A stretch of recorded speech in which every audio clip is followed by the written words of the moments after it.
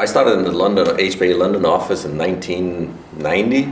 I was kind of hired as the little bit of everything, accounting clerk, substitute at the reception. My first desk was on a pile of fabrics in the back of the office.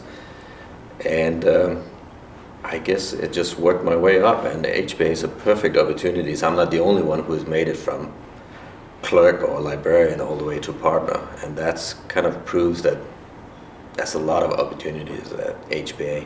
I worked in the industry for 15 years before joining HBA, but I always followed this group. They were the superstars of design, and wherever anyone else worked, they were really the goal for all of us. I had the pleasure of working with Michael Bedner as an owner's rep on a project in Asia. So I got to know the group very well and got to see that perhaps it wasn't quite as mysterious and magical as you'd all think from the outside. So one thing led to another. I joined in Singapore, joined in a very bad time for the group. We were down to 5 guys. It was slated to be closed. They were going to give it one last chance.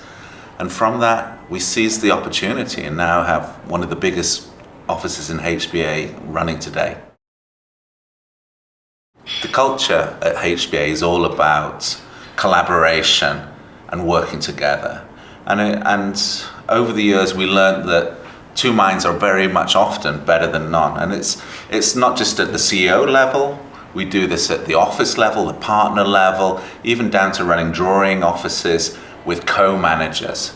So we collaborate on many issues. We don't divide the tasks and run separate parts of the firm. Rennie and I really work hand in glove on day-to-day issues, whether it's design, management, legal issues.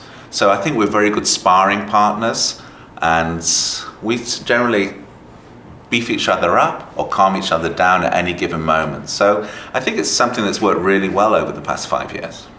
You know, I talk to Ian every morning before he talks to his wife, but I think Ian says this very well. The code doesn't mean divide, it actually means combining, and that is something we do at HBA. We don't leave the whole responsibility with one person, we spread it around the group. Let me answer first before Rennie speaks. You know, Rennie has been a pillar of HBA for 20, 30 years now. As the non-designer, he has a slightly different perspective than sometimes emotional, sometimes irrational design opinions.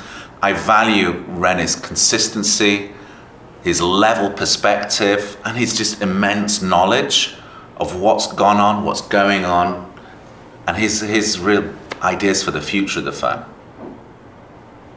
And I value the complete opposite. I value the irrational, the not always thought through, but sometimes very great ideas that actually sometimes work better than just the rational. So I think it's a very good combination that we have going here. I learned so much from Michael Bedner. He took me under his wing as soon as I joined the firm, and Michael taught me the humility, the personality, and the generosity of design. The sense of fun and leadership that was just addictive from Michael. And he taught us all to dream. Although he was somewhat distant from the Asian design offices, Michael's passion was really infectious. And his charisma in meetings, his ability at planning, and his just vision to achieve the highest standards possible, you know, continues throughout the firm today. And every day we follow that leadership that Michael had. Howard was, you know, the creator of HBA and the whole industry, and he was a very kind, gentle, beloved by clients, family, everybody. He was what we call the legend within HBA. I like to just turn off my phone for 12 hours on a Saturday, get out and go running, training. I have this idea of climbing the 7 highest volcanoes on each continent of the world, and that's kind of get me away from the whole HBA thing for 12 hours at least. I just need to get out of Asia out of the design office and really out of the cauldron. It is very intense and it is really 24/7. I go back to my home. I go back to the countryside where nobody's talking about multi-million-dollar projects, missed deadlines, the next presentation. So I have a country retreat and that's non-negotiable. I'm there and HBA's got to look after itself for those short periods of time when I'm on the job. HBA is an absolutely global organization now. We have people working around the clock 24/7 and it's really rewarding for us to see so much passion, so many focused people, focused professionals. There's something about HBA that's really special, certainly within the realm of hospitality design, but we've been drawn into many different types of design services by our clients.